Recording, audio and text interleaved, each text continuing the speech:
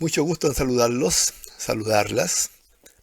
Como ya ustedes saben, entre el 21 de enero y el 22 realizamos una escuela de verano de formación política, que fue convocada por la Secretaría Nacional de Formación Política, por los presidentes regionales y diversos organismos internos.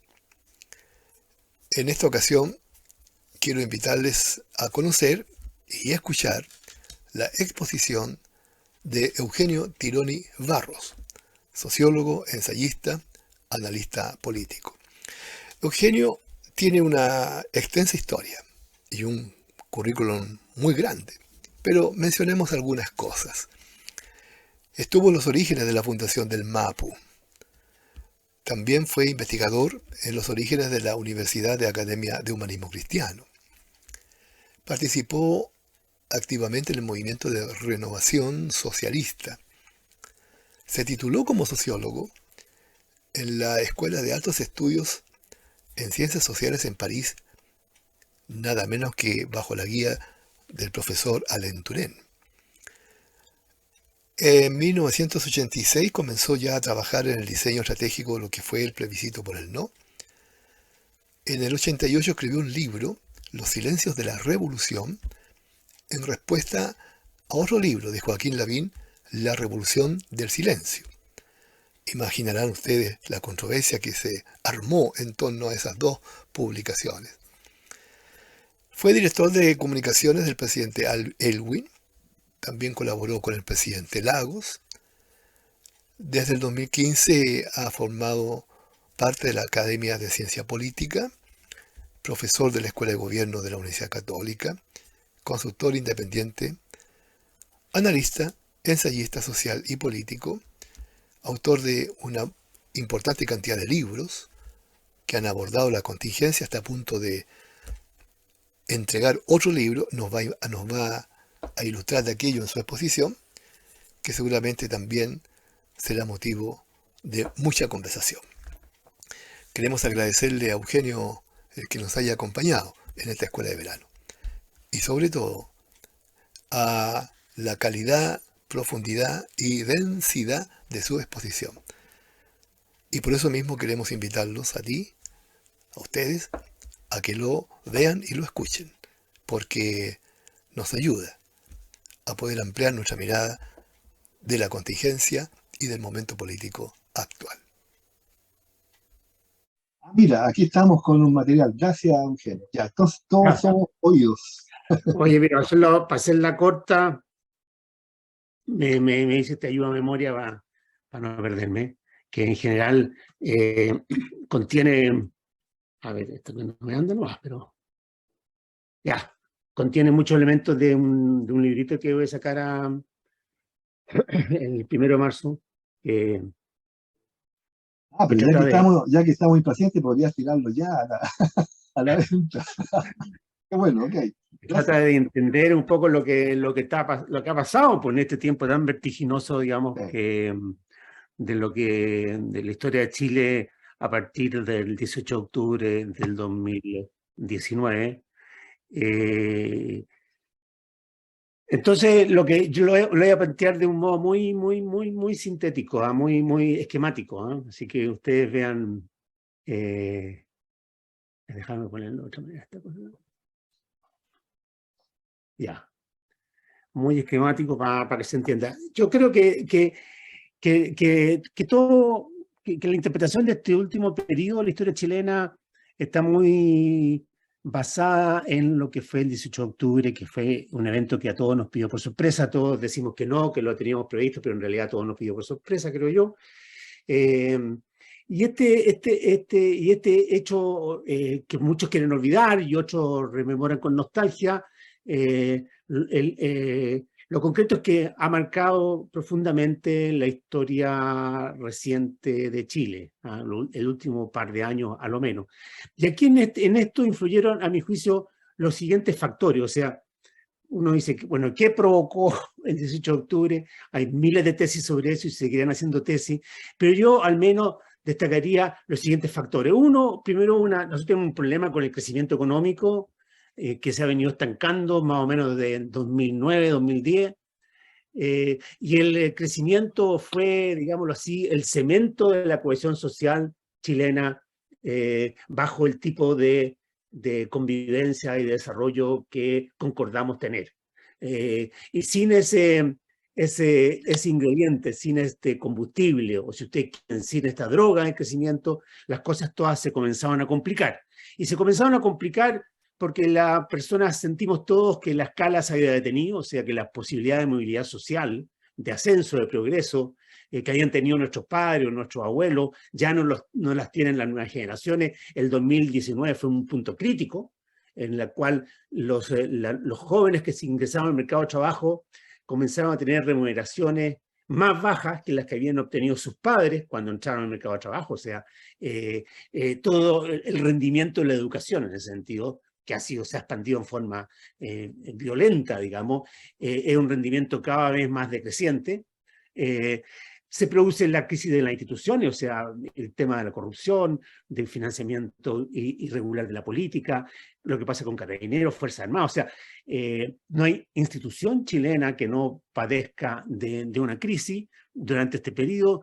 Una parálisis política que deja en evidencia el hecho que hayamos pasado 16 años entre Bachelet y Piñera. O sea, una institución, una organización que no es capaz de crear un liderazgo nuevo, sino que está permanentemente recurriendo a dos líderes que, digamos, respecto a los cuales además se les da la espalda a los pocos meses de haber asumido, revela una crisis, digamos, mayúscula.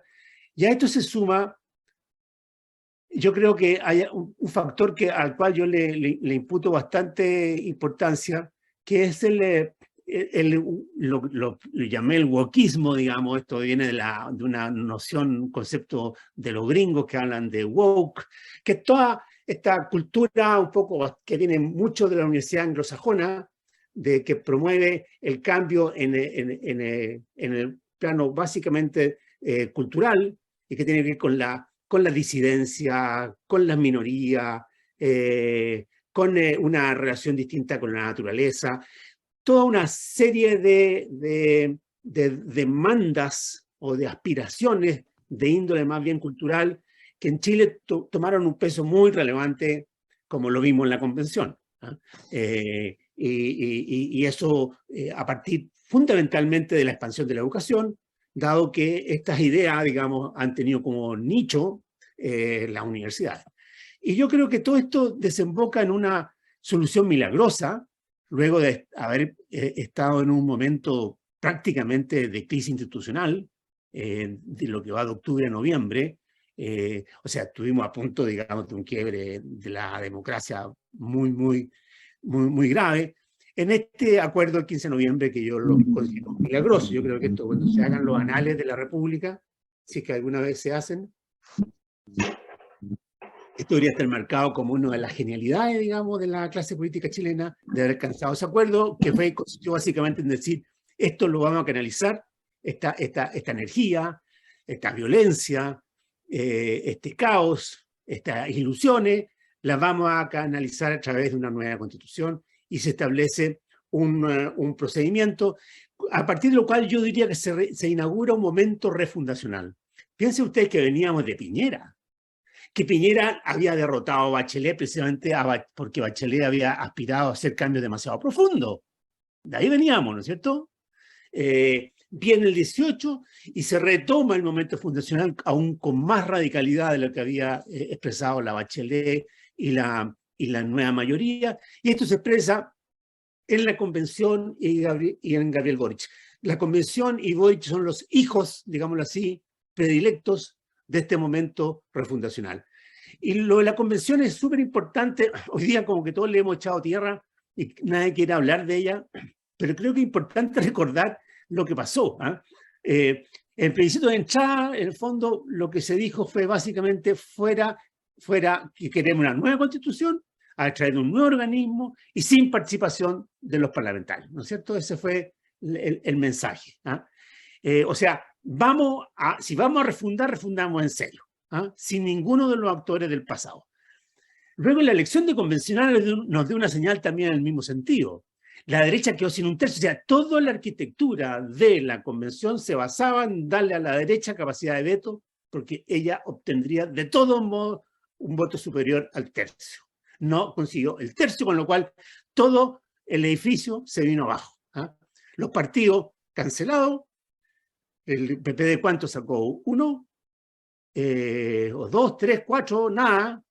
Ganaron líderes identitarios que venían de territorios, básicamente, porque con voto voluntario consiguieron llevar más votación, más electores, y una hegemonía clara de la izquierda en términos transversales, y que desemboca en un texto maximalista respecto al cual no nos vamos a entrar en detalle, pero un texto claramente maximalista, que era la idea de decir, mire, aprovechemos esta coyuntura que es única en la historia y metamos todo lo que podamos meter dentro de la Constitución, de tal modo que a través de eso remodelemos las relaciones sociales. ¿Ah? Más refundacional, imposible. ¿Ah? Y luego tenemos el fenómeno Boric, ¿no es cierto?, que es una nueva generación, más de izquierda, que nace de la ruptura con sus padres, digamos, y su abuelo, que derrota a Jadwe, que es la vieja izquierda, que pulveriza, desde luego, a lo que era la nueva mayoría, y donde sí derrota a Kast en la segunda vuelta, pero ahí lo puse de otro color porque hay un signo ahí de interrogación, porque derrota a Kast, pero como bien recordaba recién Axel, lo derrota con dificultad y lo derrota a partir de un giro dramático que da él a su campaña. Nunca se había visto un giro tan importante, este es mucho, mucho, mucho más dramático que el de Lagos frente a Lavín.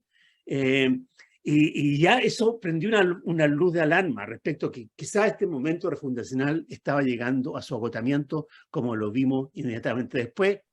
Y yo diría que el 4 de septiembre es como el pic de un giro, de un cambio, en la cual ese momento refundacional es sustituido por un momento que yo llamaré conservador. ¿Ah?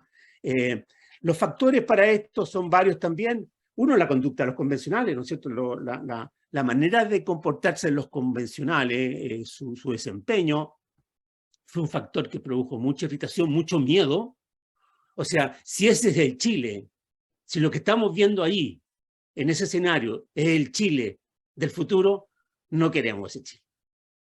Así fue de simple el asunto. ¿Ah? Bueno, estuvo el texto mismo, la gente... claro, no lo leyó con detalle, no lo vio los puntos y las comas, pero le dio la sensación de que era un texto que excesivamente refundacional y particularmente que confiaba excesivamente en las capacidades colectivas, en las soluciones universales, y reconocía demasiado poco los esfuerzos individuales, los factores de diferenciación que yo obtengo a través de la provisión privada de servicios públicos como salud, educación, que pone, por lo tanto, en peligro mi propio patrimonio, la vivienda, por ejemplo, y además que viene y nos introduce ideas que rompen con la tradición, ¿ah? Con la bandera, con la canción nacional, con el rodeo. ¿Ah? Y esto explica que incluso, ¿no es cierto?, en Petorca termine ganando, digamos, el rechazo. ¿Ah? O que en Ventana y Quintero y Puchuncaví gane el rechazo. ¿Ah? Entonces, y además esto se suma un cambio en el contexto. Eso es fundamental, el cambio en el contexto. O sea, tenemos la pandemia que nos hizo a todos más conservadores. A todos nos hizo mucho más conservadores porque una variable que a veces uno la tiene poco presente, como en la salud, pues pasó a ser principal. Viene la inflación, la crisis económica, se eliminan los retiros, se termina el 10%, termina el IFE, o sea, la situación económica se hace mucho más estrecha y además emerge con una virulencia que no conocíamos, la delincuencia y el sentimiento de inseguridad que eso genera. O sea, todo ese contexto, yo diría, estalla en cierto modo el 4 de septiembre, lo vemos el 4 de septiembre, y genera una situación de mucha incertidumbre porque no sabíamos muy bien para dónde íbamos a ir a partir de eso. Pero eso logra ser canalizado nuevamente por la clase política y los partidos con el acuerdo del 12 de diciembre, este acuerdo por Chile, que fue muy vehiculizado por el gobierno, particularmente por el presidente Boric, pero donde otra vez más yo creo que el mundo político da una señal de maestría en términos de resolver esta situación de mucha, como decía, mucha incertidumbre, mucha poca claridad respecto a para dónde íbamos a través de este acuerdo y a través de un cambio también, y a eso vamos a entrar después, de la conducta del propio gobierno. Y entramos entonces a un momento conservador. Yo creo que así yo tildaría el momento en que estamos. Y lo de conservador aquí no tiene algo, lo estoy diciendo como en términos sociológicos, más que en términos políticos. O sea, es un momento en el cual pensamos más en lo que queremos conservar que en lo que queremos alcanzar, digámoslo así. Es un momento en que pensamos más en mi seguridad personal que en el porvenir colectivo. Y esto se expresa, yo creo, y se va a seguir expresando en el proceso constitucional, donde con el talento que ya nos tiene medio acostumbrado a la clase política, llegó a una fórmula, ¿cierto?, ya aprobada por el Congreso, donde se establecen bordes o principios que muchísimo más, digámoslo así, mucho más agresivo, mucho más ambicioso de los que tuvo el proceso anterior, que se establece una forma de elección que, como dijo Axel, que prácticamente garantiza que los elegidos para el Consejo Constitucional van a ser personas conocidas, mayores. Si no hubiese aquí paridad, serían prácticamente todos hombres y todos de Santiago. O sea, digamos, la condición para ser electo es tener una trayectoria pública reconocida, creo yo. Y con una serie de contrapesos seguros que evitan, digamos, cualquier desmadre, digamos. O sea, aquí no hay ninguna posibilidad de que se produzca algo parecido a lo que se produjo en la convención. Y esos contrapesos son el comité de expertos, el comité de admisibilidad, y las formas de votación, que son dobles, y obviamente el plebiscito de salida, que miren, es un inmenso contrapeso que a veces uno no le da la importancia de día. Ya lo vimos en 4 de septiembre. En cuanto al gobierno, este otro gobierno respecto al que había el 3 de septiembre, ¿no es cierto? Este es un gobierno que amplió su base con la incorporación del socialismo democrático a puestos clave, ¿no es cierto? Completamente clave. Esto es una cuestión que yo no encuentro súper meritoria. Esto es lo que Allende no pudo hacer. Esto es lo que Allende intentó y sus propios partidos se lo bloquearon. O sea, Boric ha tenido, digamos, el coraje, digamos, y la astucia para ampliar su base sin que se produzcan deserciones importantes dentro de su adherente original. Cambió su agenda, o sea, claramente se incorpora la seguridad, que era un tema que no estaba presente como cuestión central. Se pone un énfasis que no existía respecto a la economía y al crecimiento económico. Y además se hace un discurso, al menos, vamos a ver cómo esto se materializa, de una actitud y una política muy flexible respecto a las reformas, o sea, particularmente pensiones, tributarias y eventualmente salud. Flexible particularmente en el sentido de no desmantelar los sistemas de provisión privada, digámoslo así, de servicios, que generan, y eso hay que decirlo, que generan efectivamente desigualdades, pero que permiten a la gente sentir que en base a su propio esfuerzo recibe una recompensa como es un mejor servicio. Yo creo que hoy día, ¿no es cierto?, si todos sabemos, si hubiesen marcha en las calles, la marcha va a ser no por no más AFP, sino que va a ser una marcha con mi plata no. Y si hay una marcha en materia de salud, no va a ser por el mejor servicio en los consultorios, va a ser porque no me eliminen la ISAPRE. O sea, hay en este momento conservador esa defensa respecto a eso, digámoslo así, en este momento conservador lo que lo que emerge es ese capitalista que todos llevamos dentro, más aún en una sociedad que lleva 50 años funcionando bajo estos códigos. El gobierno le entrega su respaldo y fue al acuerdo del 12 de diciembre, y esto es un éxito, digamos, para el gobierno haberlo sacado. Si esto no se hubiese conseguido, el gobierno estaría aún en situación más difícil. Bueno, y la oposición, yo creo que se ha ido clarificando un poco el asunto. Yo creo que hay una oposición que básicamente UDI, RD y Evópoli, que va a estar en la idea de favorecer la gobernabilidad, de favorecer el éxito del proceso constitucional, de eventualmente participar en algunas de las reformas del gobierno, sin prestar atención al griterío que se puede producir en el Partido Republicano o en el Partido de la Gente. Yo creo que ya la oposición optó por un camino, si ustedes quieren, más republicano. Esa es mi impresión, porque se dan cuenta que por ahí le avanza más. Entonces, para ir terminando, aquí hay que, porque algunos me lo van a mencionar, bueno, ¿y qué pasó con el 29D, le llamaría yo el día de los indultos? Aquella noche fatal de los indultos,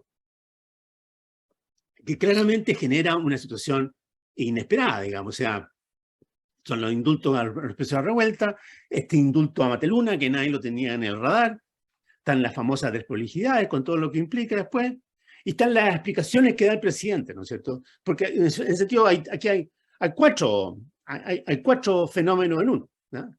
La actitud hacia los presos de la revuelta, la actitud hacia un exfrentista, y por tanto a una historia más antigua, el cómo la nueva autoridad y esta nueva generación se acopla y se adapta a la lógica racional burocrática propia del manejo del Estado. Y luego está un poco la relación con los otros poderes, como particularmente el Poder Judicial. Ahora, es muy difícil saber, uno dice, bueno, ¿qué estuvo en la cabeza del presidente para haber tomado la decisión de los indultos? Pero claro, uno podría especular, pero son puras especulaciones, que debe haber tenido, no sé, pues, algunas razones morales, no sé, ideas respecto a la misericordia, al perdón, que vendrán, no sé, pues de su seno familiar, pero ya, y en el fondo una manera de mantener su carisma, particularmente su carisma, yo creo, de cara a ese electorado actual al cual se refería Axel anteriormente, joven, digamos, pero aquí tuvo básicamente, yo creo, motivaciones estratégicas. Yo creo que él quiso premiar el respaldo que le ha dado a Prodignidad, que le dio al cambio de gabinete, a la nueva agenda y al acuerdo del 12 de diciembre.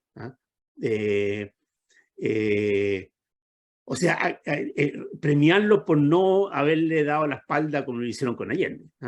Y luego yo creo que hay una apuesta a que los indultos permitan, por lo menos, si no mitigar, al menos eliminar el sentido de culpa cuando llegue la hora de enfrentar la violencia callejera, que no sería extraño que la tengamos, yo creo, este año.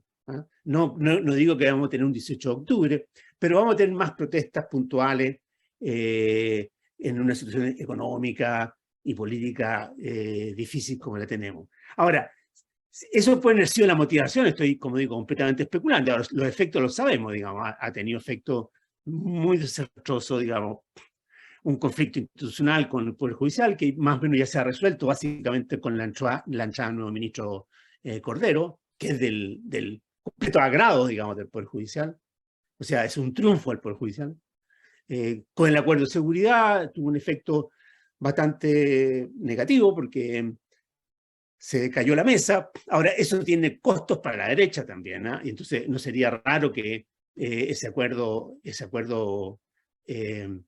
se reponga. Si se repone, va a ser una muy buena noticia para, bueno, para el país, para el gobierno, pero el gobierno va a tener que ceder aún más para que la derecha vuelva.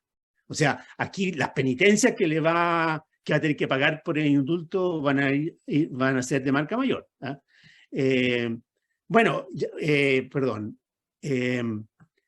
Hay un rechazo de opinión pública que es masivo, ¿no es cierto? O sea, el gobierno perdió credibilidad respecto a su real compromiso con la causa de la lucha contra la delincuencia, y ha provocado una crisis interna, yo creo que bastante envergadura. ¿Eh? No sé, ustedes saben más, pero lo que uno escucha como de resentimiento interno, desconfianza interna, no solamente entre el socialismo democrático y Aprodignidad, sino que al interior de Aprodignidad.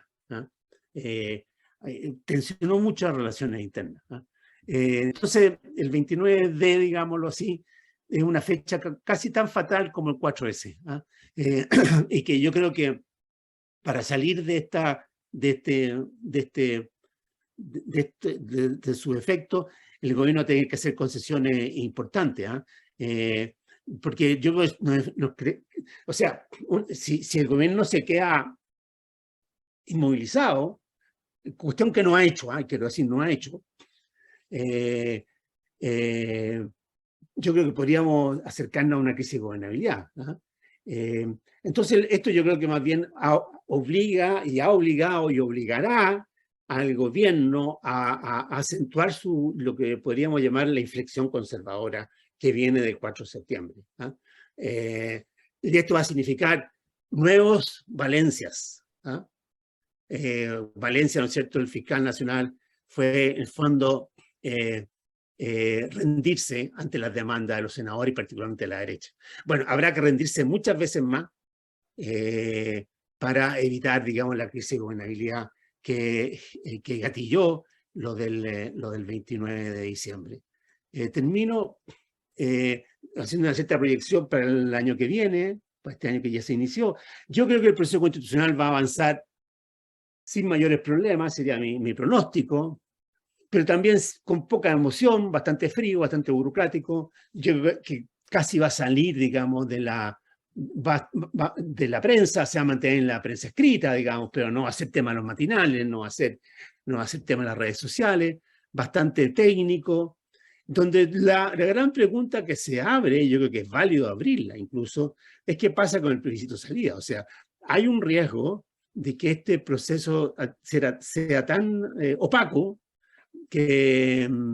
y que permita que los republicanos, el Partido de la Gente y todos los populistas unidos no sean vencidos, digámoslo así, y terminemos con un plebiscito de salida donde gane el rechazo o donde gane el apruebo, digamos, por una base muy, muy escasa. En cuanto al gobierno, yo creo que claramente el núcleo socialdemócrata adquiere un peso muy, muy importante, con una particular relevancia en la ministra Tobá. Yo creo que uno visualizaría mayor flexibilidad respecto a la reforma, y ya decíamos un gran énfasis en seguridad y en economía. Lo de seguridad, todos sabemos que la situación se ha vuelto particularmente crítica, y hay como una suerte de desafío, digámoslo así, del mundo delincuencial vis-a-vis este gobierno. Y en lo social uno diría que hay como señales de un reencauzamiento de la cuestión mapuche. El sistema y el gobierno ha sido exitoso en los últimos meses respecto a cuestiones como robo de madera, por ejemplo, y también respecto a los atentados. Ha logrado detener, digamos, a la cabeza de la CAM, digamos, y a otros líderes muy importantes, sin que se produzcan repercusiones demasiado mayores como uno imaginaba. Y parece ser que este camino que se ha definido podría, digamos, no es la bala de plata, no va a resolver el problema, pero evitar el desbordamiento que estábamos viviendo previamente. Pero yo estimo, también como dije antes, que no me extrañarían como algunas, digamos, focos de protesta anarquista muy violenta, respecto a los cuales el gobierno se va a ver obligado a aplicar, digamos, su capacidad represiva, que es la que posee Carabineros, el cual hoy día yo creo que se debe sentir, por lo demás, muy libre de inhibiciones para actuar en el contexto que estamos. Bueno, eso sería mi presentación y muchas gracias por la paciencia.